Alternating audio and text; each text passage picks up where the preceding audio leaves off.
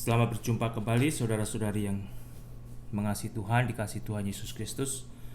Puji kepada Tuhan untuk hari ini. Saya akan berdoa dan akan melanjutkan dari Yohanes pasal yang ke-19. Bapa di surga, hamba mengucap syukur untuk hari ini. Berikan berkat-Mu melalui hari-hari yang Tuhan berikan agar kami juga boleh mengucap syukur melalui kehidupan kami. Berkati pembacaan firman-Mu, berikan berkat surgawi-Mu Bapa. Ampuni untuk segala dosa-dosa kami, terpujilah nama-Mu Tuhan Yesus. Amin.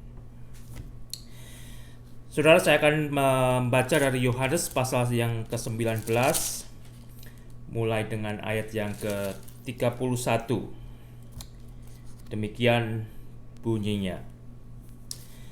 Karena hari itu hari persiapan dan supaya pada hari Sabat mayat-mayat itu tidak tinggal tergantung pada kayu salib, sebab Sabat itu adalah hari yang besar, maka datanglah orang-orang Yahudi kepada Pilatus dan meminta kepada Pilatus supaya kaki orang-orang itu dipatahkan dan mayat-mayatnya diturunkan.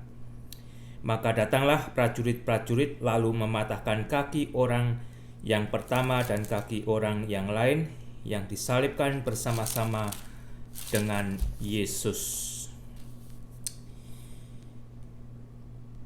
Saya sendiri tidak bisa membayangkan saat itu bagaimana orang-orang Yahudi akan merayakan Sabatnya setelah para pemimpin agama berhasil membunuh Yesus. Apakah mereka akan merayakan dengan gembira atau dengan satu respon yang lain? Karena setelah kematian Yesus, tabir bait Allah juga terbuka, terbelah, terpecah menjadi dua. Bukit-bukit batu terbelah, kuburan terbuka. Tidakkah orang-orang juga akan membicarakan hal tersebut? Dengan kata lain, perayaan Sabat saat itu adalah saat yang sangat berbeda dengan perayaan yang biasanya mereka lakukan. Yang menyedihkan sebenarnya bahwa mereka melakukan ibadah-ibadah yang mereka lakukan terutama saat itu untuk merayakan Sabat tanpa mereka sendiri telah mengerti Sabat yang sebenarnya, yaitu Sabat perhentian bagi jiwa mereka, bagi roh mereka, bagi kehidupan mereka. Hanya di dalam Yesus mereka menemukan perhentian yang sejati, bukan dengan ritual ibadah yang mewah, yang megah, yang besar, tetapi dengan percaya kepada Allah dan menerima Yesus sebagai anak domba Allah yang sudah disembelih, yang memperdamaikan manusia dengan Allah. Darah Yesus yang sudah dicurahkan menjadi penghapusan dosa bagi setiap orang yang percaya. Dan disitulah manusia boleh mendapatkan Sabat yang sebenarnya, yaitu Sabat perhentian.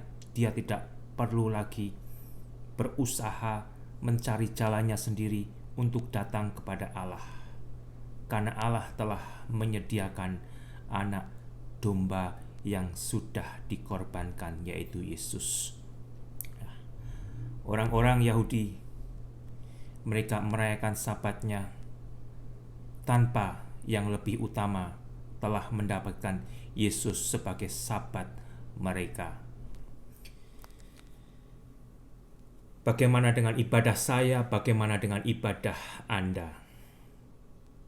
Apakah kita hanya akan mengandalkan bentuk-bentuk ibadah yang mewah, yang megah, yang secara lahiriah tampak suci, tetapi sebenarnya manusianya sendiri tidak pernah mendapatkan kedamaian dengan Allah? Karena kedamaian dengan Allah hanya bisa diperoleh di dalam Yesus yang sudah memperdamaikan manusia dengan Allah. Darah Yesus yang sudah dicurahkan di atas Kalvari, itulah darah yang bisa memperdamaikan manusia dari dosanya dengan Allah yang di sorga. Di dalam Yesus ada damai sejahtera Allah. Bagaimana dengan saudara? Tanpa Yesus, Anda hanya akan memuaskan emosi Anda.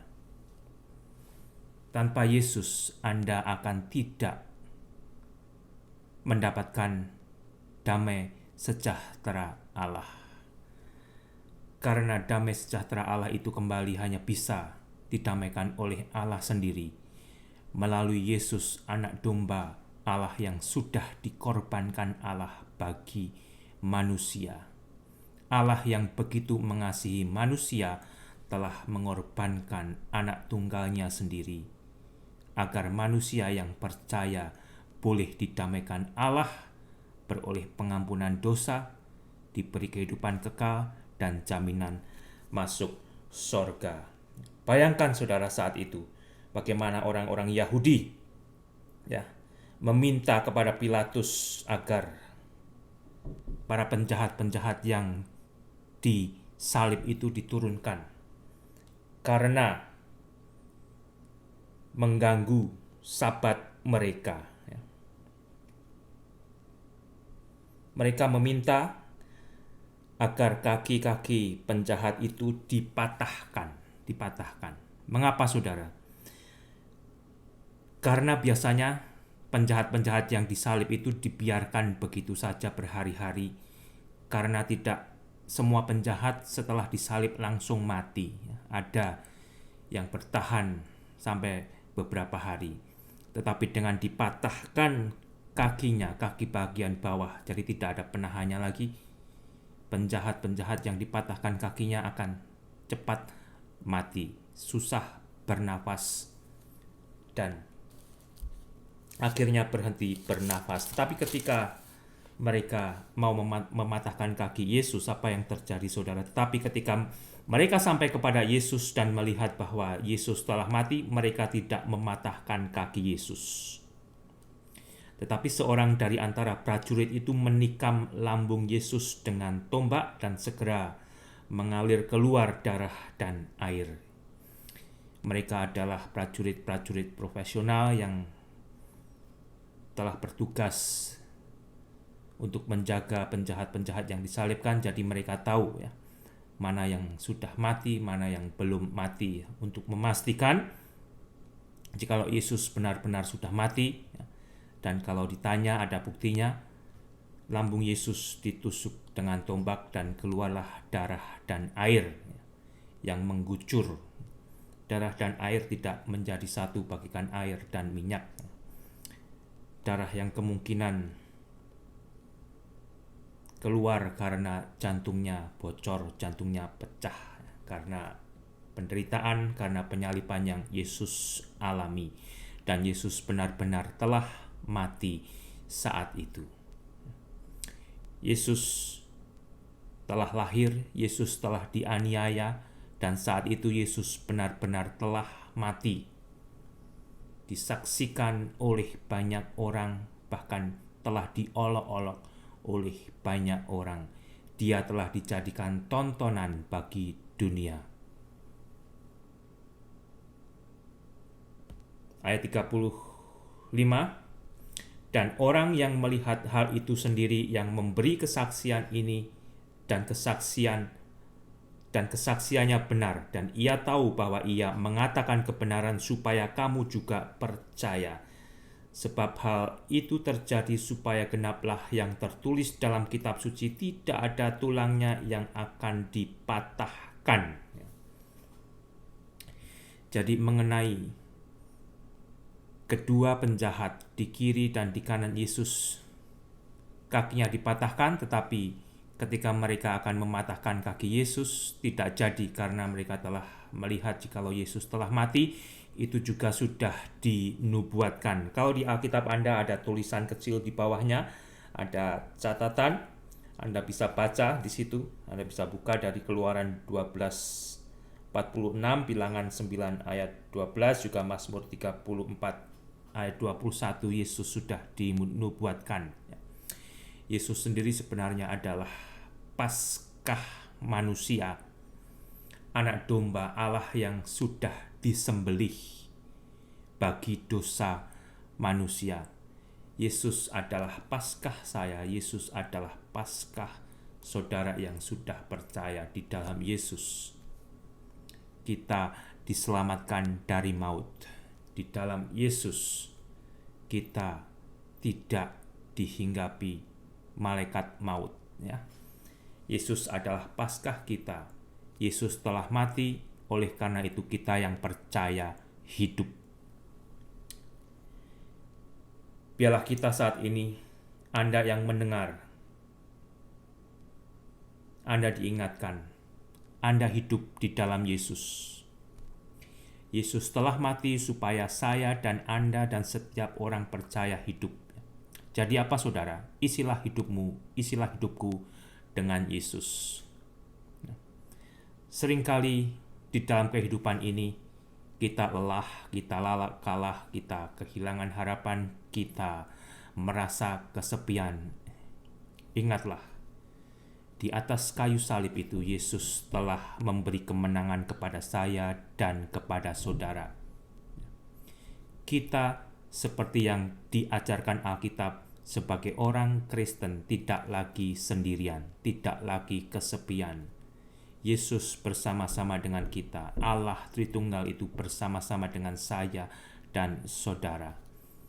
Dan biarlah kita di dalam perjuangan kita yang berat, kita juga boleh diberi kemenangan, karena kita bersandar kepada kemenangan yang Yesus sudah berikan kepada saya dan kepada saudara. Bangkitlah saudara, bukan di dalam diri saya, bukan di dalam diri saudara, tetapi di dalam anugerah Yesus, di dalam kekuatan Yesus, di dalam pertolongan Yesus, dan di dalam berkat Yesus. Hiduplah di dalam Yesus, dan bagi Yesus engkau akan mampu menjalani hari-harimu bahkan dengan sukacita.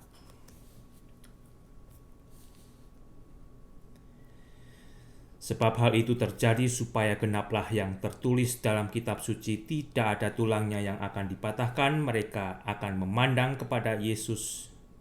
Dan ada nas yang mengatakan mereka akan memandang kepada Dia yang telah mereka tikam.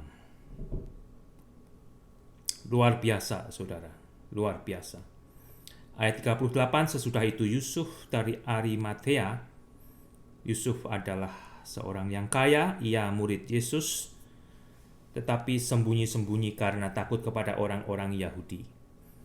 Yesus juga mempunyai murid yang disebut sebagai Yusuf dari Arimatea. Dia adalah seorang yang kaya, yang terkemuka, yang menjadi bagian daripada majelis besar dari orang Yahudi. Dia datang kepada Pilatus, meminta kepada Pilatus supaya ia diperbolehkan menurunkan mayat Yesus. Dan Pilatus meluluskan permintaannya itu. Lalu datanglah ia dan menurunkan mayat itu juga Nikodemus. Ingat Nikodemus di Yohanes pasal yang ketiga. Juga Nikodemus datang ke situ, dialah yang mula-mula datang waktu malam kepada Yesus. Ia membawa campuran minyak mur dengan minyak keharu kira-kira 50 kati beratnya. Mereka mengambil mayat Yesus, mengapaninya dengan kain lenan, dan membubuhinya dengan rempah-rempah menurut adat orang Yahudi bila menguburkan mayat. Jadi kita membaca melalui Yusuf dan Nikodemus ini, mayat Yesus dikuburkan dengan cara bagaimana orang Yahudi menguburkan mayat dengan layak. Di saat dimana murid Yesus tidak bisa melakukan, maksud saya murid-murid Yesus yang lain yang menjadi bagian daripada ke-11 murid Yesus, karena yang satu Yudas sudah meninggalkan Yesus, ada murid-murid lain yang mengambil bagian untuk melayani Yesus, untuk melayani mayat Yesus, untuk menguburkan mayat Yesus. Dekat tempat di mana Yesus disalibkan ada suatu taman, dan dalam taman itu ada suatu kubur baru yang di dalamnya belum pernah dimakamkan seseorang. Karena itu hari persiapan orang Yahudi, sedang kubur itu tidak jauh letaknya, maka mereka meletakkan mayat Yesus ke situ. Karena waktu yang tidak bisa membawa mayat Yesus ke tempat yang lebih jauh, dan juga Yusuf adalah seorang yang bisa membeli tempat baru, maka disitulah Yesus dikuburkan. Yesus dikuburkan. Saudara, Yesus itulah sebenarnya yang telah diolok-olokkan oleh manusia, yang sudah dibunuh oleh manusia. Dia adalah pemimpin kehidupan. Manusia telah membunuh Prince of Life. Manusia telah membunuh pemimpin kehidupan itu sendiri. Tetapi dengan matinya Yesus, Yesus menawarkan kehidupan baik kepada mereka yang saat itu yang telah membunuh Yesus. Demikian juga kepada Anda yang belum percaya kepada Yesus, bahkan kepada Anda yang saat ini masih membenci, memusuhi Yesus. Yesus telah mati bagi Anda agar Anda hidup. Sehingga kembali saudara, ibadah kita, ritual kita dari hari ke hari, dari minggu ke minggu, tanpa Yesus yang menjadi sabat sejati manusia, manusia tidak akan memperoleh perhentian. Perhentian kekal itu ada di dalam Yesus. Perhentian kekal itu adalah keselamatan jiwa manusia yang dibenarkan oleh Allah, diberikan jalan untuk masuk ke sorga. Di dalam 1 Korintus pasal 5 ayat 6 dan ke-8 saya akan baca saudara. Demikian bunyinya, kemegahanmu tidak baik. Tidak tahukah kamu bahwa sedikit ragi mengkamiri seluruh adonan? Buanglah ragi yang lama supaya kamu menjadi adonan yang baru. Sebab kamu memang tidak beragi, sebab anak domba Paskah kita juga telah disembelih, yaitu Kristus. Karena itu marilah kita berpesta, bukan dengan ragi yang lama, bukan pula dengan ragi keburukan dan kejahatan, tetapi dengan roti yang tidak beragi, yaitu kemurnian dan kebenaran. Yesus adalah Paskah saya dan saudara yang sudah percaya, Paskahnya orang Kristen. Sehingga saya dan saudara yang sudah diberi Yesus sebagai Paskah kita, sebagai keselamatan kita, sebagai perhentian kita, kita diingatkan agar kita tidak tinggal di dalam keburukan, kita tidak tinggal di dalam dosa, tetapi biarlah saya dan saudara hidup di dalam kemurnian dan kebenaran. Tinggallah di dalam kemurnian dan kebenaran, karena Yesus telah mati bagi dosa Anda dan bagi dosa saya, sehingga kita hidup bagi Yesus di dalam kemurnian dan kebenaran. Tuhan Yesus memberkati.